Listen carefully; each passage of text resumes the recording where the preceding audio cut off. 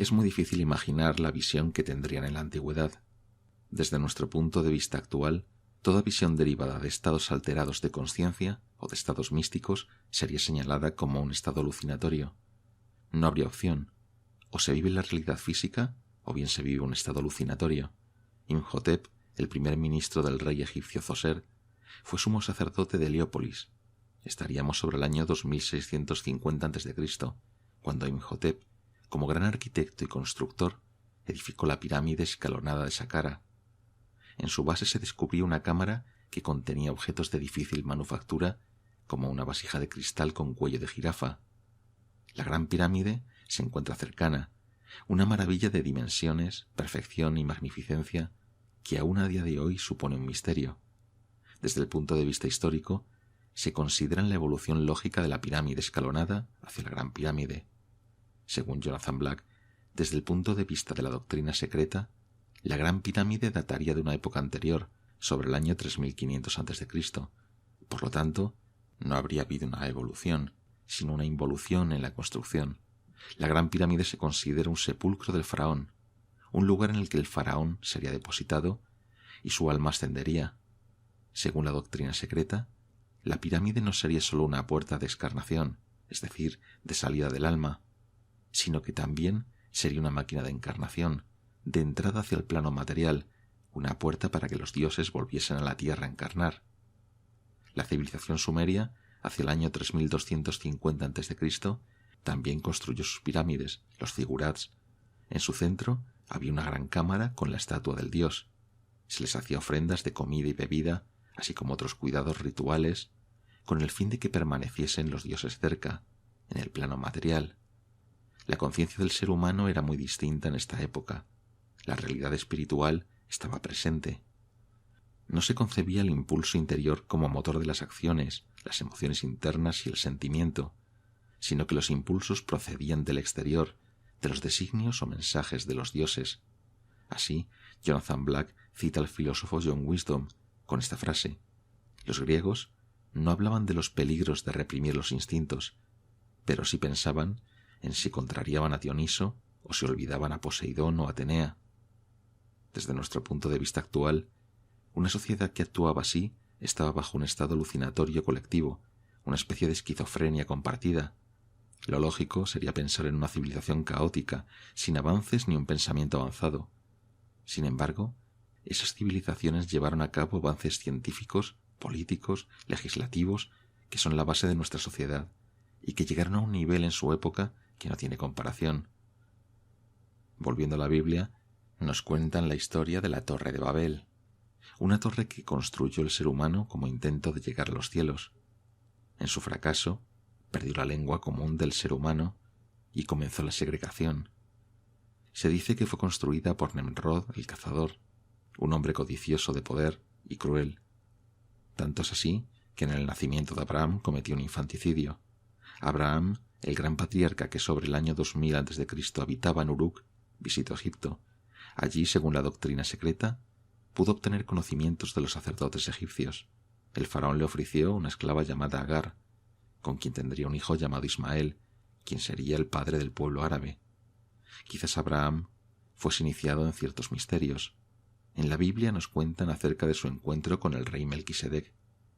Entonces Melquisedec, rey de Salem y sacerdote del Dios Altísimo, sacó pan y vino, y le bendijo, diciendo: bendito sea Abraham del Dios Altísimo, creador de los cielos y de la tierra, y bendito sea el Dios Altísimo, que entregó tus enemigos en tu mano.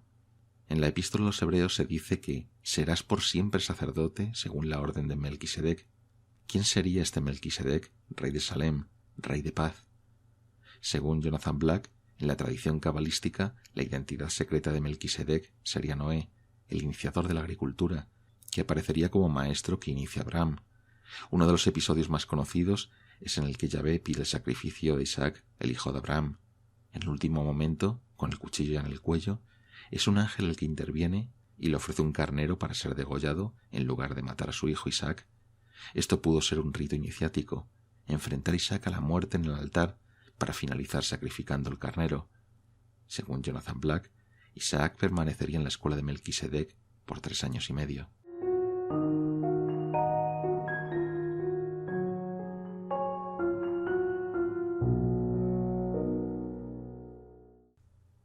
Moisés es uno de los personajes bíblicos más conocidos. Él fue quien condujo al pueblo hebreo durante el exilio por el desierto durante 40 años. Este exilio se situaba en la época del faraón Ramsés II.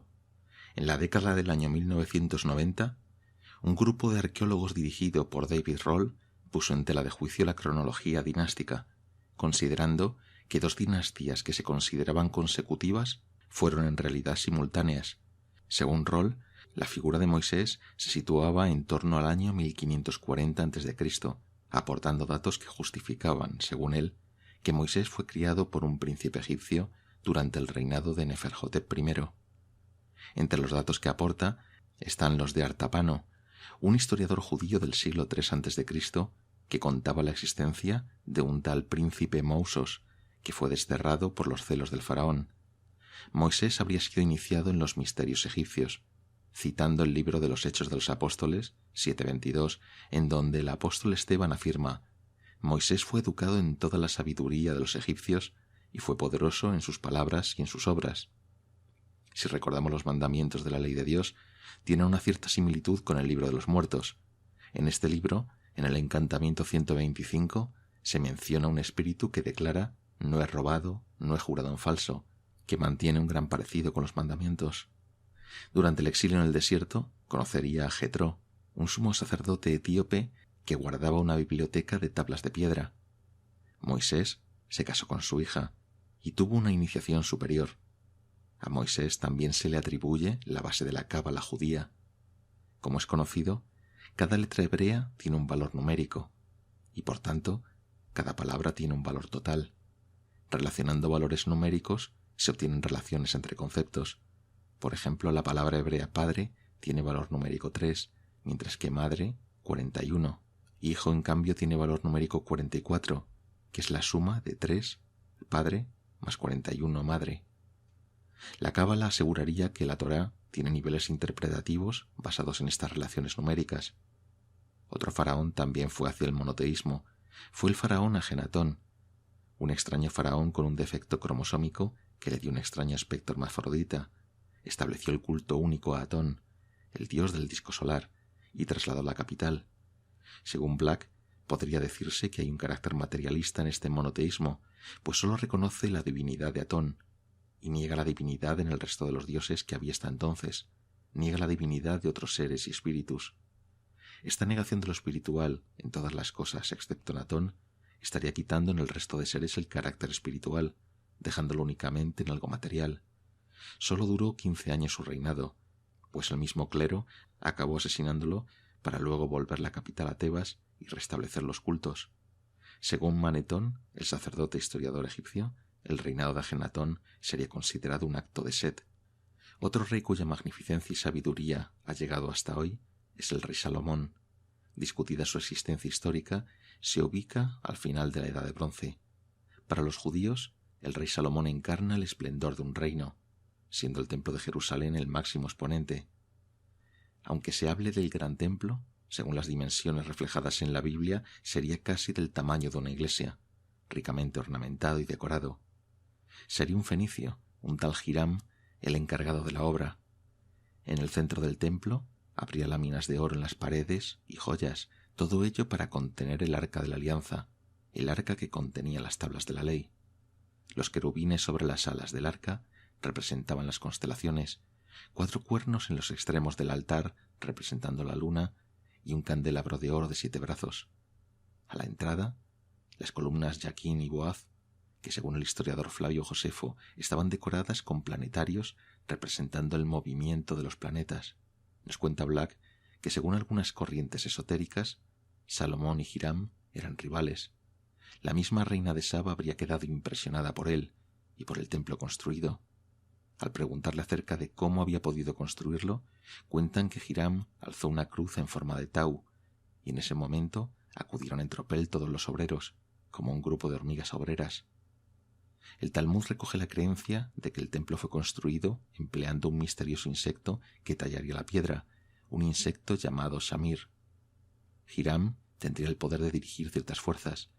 Cuentan que 3 obreros celosos de sus secretos lo asesinaron al intentar que revelase sus secretos. Investigadores como Christopher Knight y Robert Lomas creen que el templo estaría orientado hacia Fenicia, donde la principal divinidad era Astarte o Venus. Esto se ligaría con detalles decorativos del templo como son las granadas, el fruto de Venus y las esmeraldas, las piedras de Venus. Según Clemente de Alejandría, a la entrada habría una tela con una estrella de 5 puntas, símbolo también de Venus. Black nos dice que incluso algunas etimologías relacionarían el nombre de Jerusalén con Ur, fundado por, y Salem, el antiguo nombre de Astarte.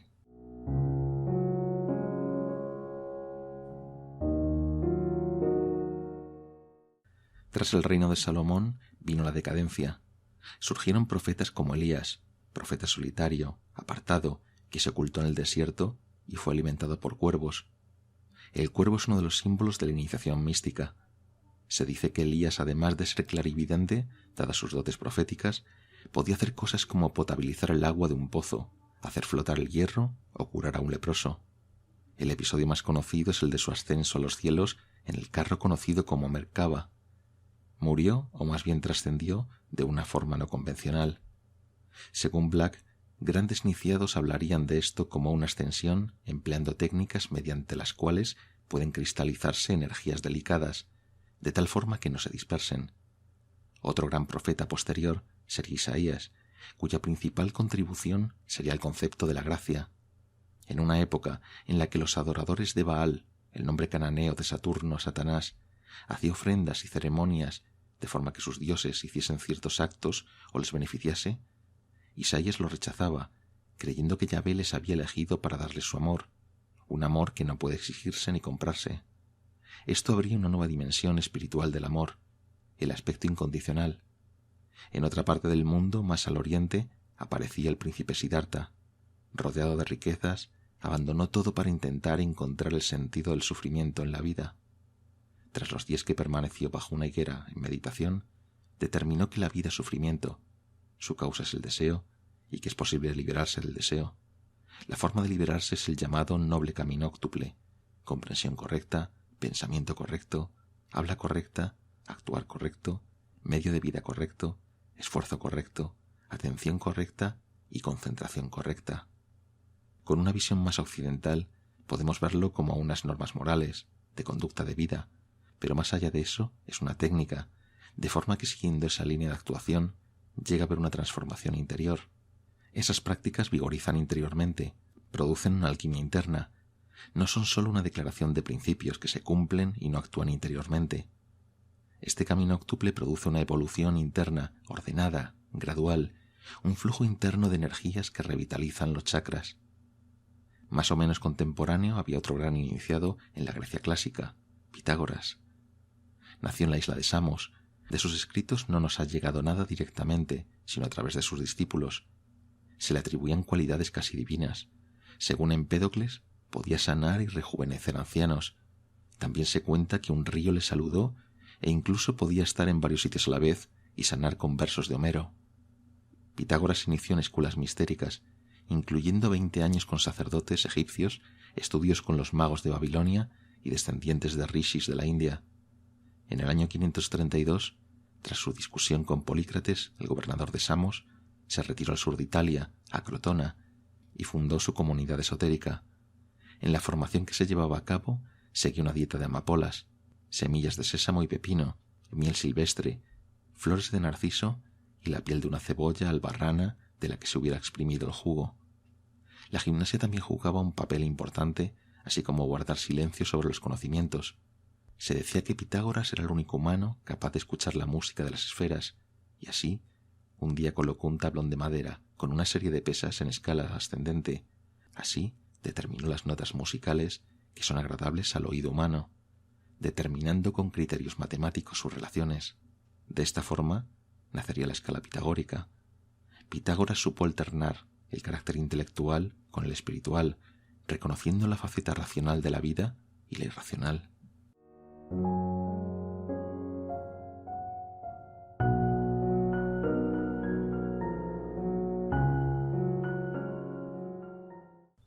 Dentro de la Grecia clásica, las escuelas mistéricas fueron centro de iniciaciones y de grandes iniciados. La escuela más famosa fue la de Eleusis, cerca de Atenas. Eleusis viene de launo, que significa llegar en el sentido de devenir o nacer. Aunque a día de hoy solo quedan unas piedras, según las descripciones había estatuas pintadas y frisos de diosas. En el centro había una abertura en el techo por la que entraba la luz. En la primavera se celebraban los ritos menores, haciéndose adaptaciones teatrales de las vidas de los dioses. Había una procesión en la que se llevaba la estatua de un dios coronado con mirto. Tras las danzas y cánticos, finalmente se sacrificaba al dios. Permanecía muerto 3 días, tras los cuales se representaba la resurrección del dios. También en los rituales había un componente sexual representando actos como la violación de Perséfone o Venus apareciendo desde el mar con movimientos de genitales. Otra de las cosas que se contaban era el uso de leche en las ceremonias, relacionándolo con el culto a la Madre Tierra e incluso su relación con la Vía Láctea. La vida y la muerte estaban conectadas. Sófocles decía que bienaventurados los que han visto los misterios antes de morir. Tendrán vida tras la muerte. Todos los demás no experimentarán nada más que sufrimiento. Los misterios mayores se celebraban en otoño. Había un ayuno previo de 9 días, y después los iniciados ingerían una bebida llamada quiqueón. Es posible que esta bebida tuviese un efecto narcótico y que los iniciados experimentasen estados alterados de conciencia. Teniendo en cuenta las representaciones dramáticas, interpretando hechos sobrenaturales, enfrentándose a la propia muerte, o siendo atacados los iniciados por los demonios, tal y como describe Proclo, el efecto final sobre el iniciado era transformador, pues habría vivido una experiencia interna que abriría su conciencia. Las escuelas mistéricas proporcionaban al individuo una experiencia espiritual. Para traer a los dioses a la tierra, emplearían tanto las estatuas, las representaciones de los dioses, como las fumigaciones hechas con plantas como el beleño, el azafrán, la cicuta, el opio, el aloe y otras cuyo humo también podría tener efecto narcótico. La iniciación proporcionaba la enseñanza directa y vivencial de que el espíritu era independiente del cuerpo, y al renacer el individuo en su propio cuerpo, despertaba una nueva vida al incorporar su experiencia espiritual. Al término de la experiencia, era el maestro el que trataba de dibujar las revelaciones del iniciado a partir de un libro hecho con 2 tablas de piedra, llamado el libro de la interpretación. Entre los elementos que empleaban estaban un tiro hecho con una caña, a veces con 7 nudos y coronado por una piña, una serpiente dorada, un falo, un huevo y una tapa giratoria que emitía un sonido de om. Mientras el candidato sujetaba una espiga de trigo desgranada, que no es sino la estrella Espica o Espiga, la que sujeta en la mano izquierda la diosa virgen de la constelación de Virgo, que corresponde a la Isis egipcia. Es la espiga de la siembra cósmica. Un punto importante a tener en cuenta es que el teatro griego también era una representación en la que los espectadores eran guiados a través de una experiencia parecida a la iniciática. Esquilo y Sófocles fueron los primeros que empezaron a representar tragedias fuera de las escuelas mistéricas. Tras Sófocles, fue su discípulo Platón quien con su obra Diálogos estableció el concepto clave de que la mente precedió la materia. Los objetos de la imaginación eran también reales, más reales incluso que los percibidos por los sentidos. A partir de entonces, a lo largo de la historia, ha habido grandes personajes que han seguido el idealismo, considerando que hay una interrelación de conexiones entre el mundo visible e invisible. Así, Goethe nos dice: todos nos movemos en el misterio, vivimos rodeados por una atmósfera sin saber cuántas cosas se agitan en ella ni qué relación guardan con nuestro espíritu. Una cosa es segura, que en situaciones especiales las antenas de nuestra alma pueden ir más allá de sus fronteras físicas. Así, persistiendo en una oscuridad y soledad eternas, las madres son seres creadores, son el principio creador y conservador del que parte todo lo que tiene forma y vida sobre la superficie de la tierra. Todo aquello que cese de respirar regresará a ellas dotado de una naturaleza espiritual, y ellas lo conservarán hasta que tenga ocasión de volver a una nueva existencia. Todas las almas y las formas de lo que algún día fue y de lo que volverá a ser en el futuro flotan como una nube de un lado a otro por el espacio infinito de su morada. Esta nube rodea a las madres, por lo que el mago no tiene más remedio que adentrarse en su reino, si es que por medio de sus artes pretende dominar la forma de un ser.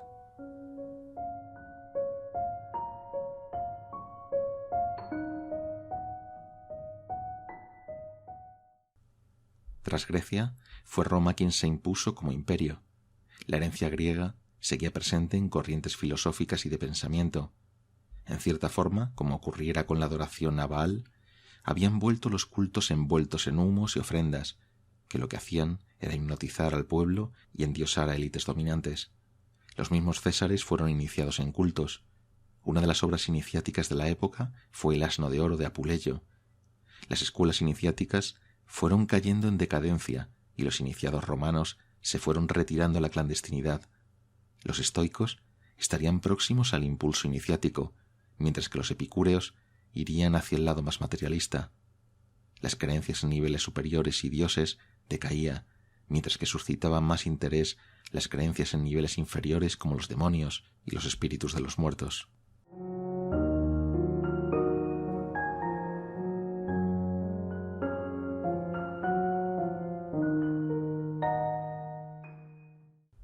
Sobre la figura de Jesús se ha escrito mucho y nos ha llegado una imagen concreta que, según la tradición oculta, tendría muchos más matices.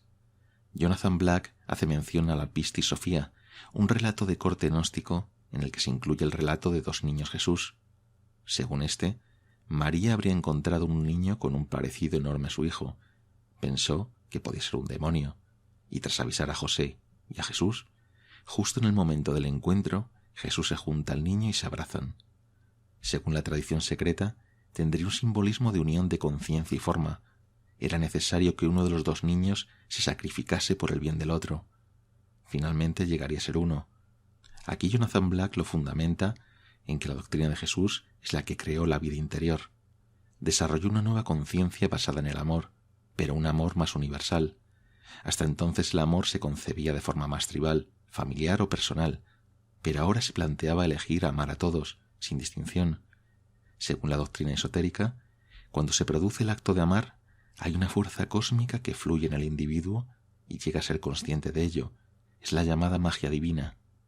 Mientras que hasta entonces se predicaba sobre lo externo, hablando de no adorar a ídolos, ni robar o no matar, ahora se predicaba también sobre lo interno. Bienaventurados los misericordiosos, los mansos o los limpios de corazón, porque se sabía que dependiendo del estado de nuestra alma, así actuaríamos. Según Jonathan Black, Jesús habría transmitido unas enseñanzas a los apóstoles que no serían de dominio público. Cita Marcos con denuncia que a los apóstoles les ha dado a conocer el reino de Dios, mientras que a los que están fuera de todo les ha dado las parábolas. Según una carta del siglo II de Clemente II, el obispo de Alejandría, Marcos recogería en sus escritos todo aquello que sirviese para componer un evangelio más espiritual y potenciar la fe, pero no habría recogido ni insinuado ninguno de los secretos que fueron transmitidos. El episodio de la resurrección de Lázaro, desde el punto de vista esotérico, sería considerado una iniciación propia de una escuela mistérica. La clave sería la parte donde dice que muere durante 4 días y después Jesús pronuncia las palabras «Lázaro, sal fuera», que según Jonathan Black serían las palabras que utilizaban los hierofantes de la Gran Pirámide para levantar al candidato de la tumba abierta en la cámara del rey. Las palabras de Jesús, para sanar, se basarían en antiguas fórmulas mágicas que ya existían en griego, egipcio y arameo. Incluso se describe cómo utilizó su saliva para preparar una pasta que aplicó a los ojos de un ciego, que sería una manipulación de la materia con el fin de provocar un efecto. Según Black, sería la muerte de Jesús un hito histórico porque la crucifixión y la resurrección se habrían dado en el plano material. Hasta entonces la muerte era real, pero en el plano espiritual.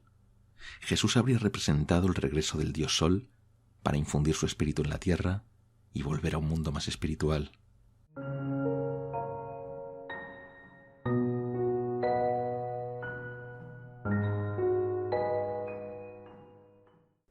Tras Platón, a partir del siglo II, comenzó la corriente neoplatónica. En la escuela de Alejandría destacó Plotino, señalando uno de sus discípulos haberlo observado en arrebatos extáticos unificado con el uno. Tanto el hermetismo como la cábala recogieron la herencia neoplatónica. El Corpus Hermeticum, atribuido a Hermes Trismegisto, se escribió en griego en una recopilación de 42 volúmenes. El cristianismo también heredó de estas fuentes y así, según Jonathan Black, San Agustín se inició en una escuela mistérica persa, el maniqueísmo. Su mérito fue explicar la doctrina eclesiástica desde el punto de vista platónico, pero sin olvidar que él mismo experimentó la iniciación, pues él enuncia que había visto con el misterioso ojo del alma una luz más brillante que el intelecto. Dentro de la Iglesia cristiana fue un hito que el emperador Constantino convirtiese esta religión en la oficial del imperio. Tras Constantino le sucedió el emperador Juliano. Educado con Jámblico, un filósofo neoplatónico, Juliano permitió la reapertura de templos paganos y atacó el dogmatismo de la Iglesia, lo que le llevó al apodo del apóstata. Él trataba de recuperar la realidad de dioses que conoció en la iniciación y que el cristianismo negó. Tras su asesinato por un seguidor de Constantino, le sucedió Teodosio, que volvió a la doctrina férrea cristiana, clausurando escuelas mistéricas y asediando en el año 391 el Serapeum de Alejandría, dedicado a Serapis. Parte de la biblioteca logró ser rescatada del incendio y de la destrucción total. La historia de Hipatia de Alejandría es ampliamente conocida. Hija de un filósofo y matemático, fue una persona muy instruida e inteligente, familiarizada con la filosofía neoplatónica y con gran poder de convocatoria en sus disertaciones. Finalmente, un grupo de monjes cristianos la asesinaron y descuartizaron. Otro hito de la época fue la aparición de Atila y sus hunos desde Oriente. Llegaron a Roma y la saquearon.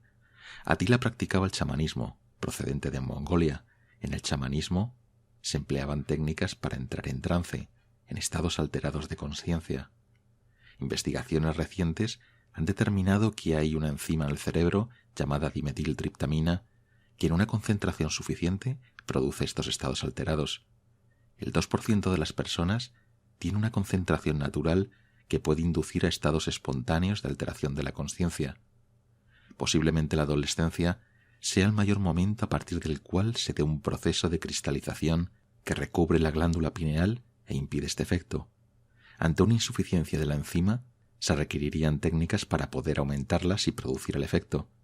Las fases que se describen en este proceso serían una anulación de los sentidos de forma que se percibe de otra forma, experimentación de cierto dolor, vibración o desmembramiento, aparición de luces y patrones geométricos para finalmente adoptar formas y cuerpos. Según nos dicen Jonathan Black, las escuelas esotéricas consideran que el chamanismo representaría una visión degenerada de la visión primordial espléndida. Sería un reflejo de una espiritualidad inicial, pero le faltaría el impulso de evolución de la conciencia humana, como el que hicieron Pitágoras y Platón, una evolución espiritual e intelectual. Con el último emperador bizantino, Justiniano, finalizaron las escuelas mistéricas y los maestros, y los conocimientos se trasladaron hacia Persia, donde con los conocimientos neoplatónicos, gnósticos y herméticos, junto con la metodología aristotélica, comenzaría el germen de la magia árabe.